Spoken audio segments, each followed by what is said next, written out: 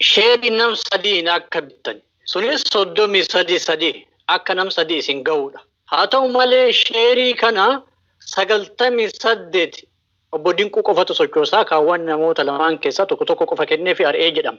Kana maal jettu? Kuni anarraa Eeliyaas Ibsaa gaafachuu dandeecha. Eeliyaas Ibsaa sheerii keenyaa jechaan. Anaa booti kan ari'e laal akka jedhiinaa qabu. Soodaree piroopozaala dhiyeeffatta ati dura oduun bitin dura. Piroopozaala dhiyeeffannu keessatti 33 Eeliyaas 33 Qamar 34 kiyya godheetiin piroopozaala galche anatu galche farramnee too hundi keenya.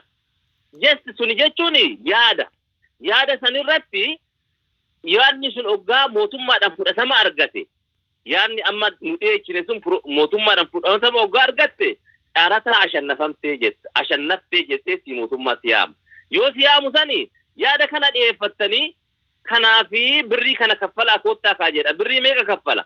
Mootummaan harka 64 qaba. Jecha harka 64 jechuun miliyoonii 64 sheerii mootummaadha. Keenya hoo 80 godhaadhaa jedhan. Kana kan murteessu mootummaadha. Anaabut. Miliyoonii 80 kanaa keessa nu bakka sadiitti addaan fudhannee itti investii goonadha waadaan keenya kan walii galle.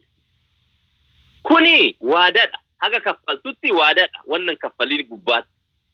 Dhaqneeti mootummaatti kaffalla hoo jenne mootummaan akkaawuntii qabaa miliyoonii 80 kana akkaawuntiitti galchaa jedha. Dabdaabbee sii kenna. Dabdaabbee kennanii Qamariifis anaafis Eeliyaasis kennanii jiran. Galchaa kan jedhu. Hunduu fudhatee kaffaluu hin qabnu hin dandeenyu jedhan Eeliyaas fi Qamar. Kanammoo faayilii keessa jira laal. Yeroo kana hin dandeenyu jedheeni mootummaadhaan jarri kun kaffaluu hin danda'u hin ta'uu laxxafnaa jedhaniif yaamicha godhaniif jechaadha mootummaan. Yoo yaamicha godhaniif miliyoonii tokko nu godhii jedhan. Ishiin kaffaltanii hin jedheen hin kaffallaa jedhan. Miliyoonii tokkotti galcheetiin miliyoonii 78 ta'ii isaaniitiif jechaadha. 78 ani ofii galcheetiin miliyoonii 2 kana galchaa jedheen. Miliyoonii 2 kanas kaffaluu dadhaban. Yeroo kana mootummaan ji'a 3 guutuu isaa yaame ofii isaatii sarraze mootummaan keessaa jara kana. Ani sarrazuus aangoon qabu.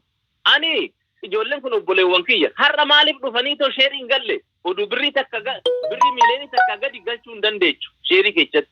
Miliyoonii takka har'a oduu Qamar fide har'a nan seesisa har'a. Hin sooban. Kana jechuun obbo Dinquu akka isin amma jechaa jirtanitti Eeliyaas Ibsaatii fi aartist Qamar Yusuf sheerii kana keessa hin jiran jechuudha. Hin jiran maaliif hin jirre isaantu ganzaba kaffaluu dadhabee ganzaba wannan kaffalleef mootummaan keessaa baase gabaaban kana karaan han beekuu qabu. Haa ta'u gama biraatiin ammoo Waaltaa TV irrattis kan dhiyaate waa'ee gamoo naannoo isteediyeemiitti argamu san jechuudha kan obbo Abdul Karim irraa bittan jedhamu. Isarrattis ammoo komiin tokko ka'aa jira. Garuu miidiyaa hawaasaa irratti obbo Dinquun erga kafaltii xumuranii booda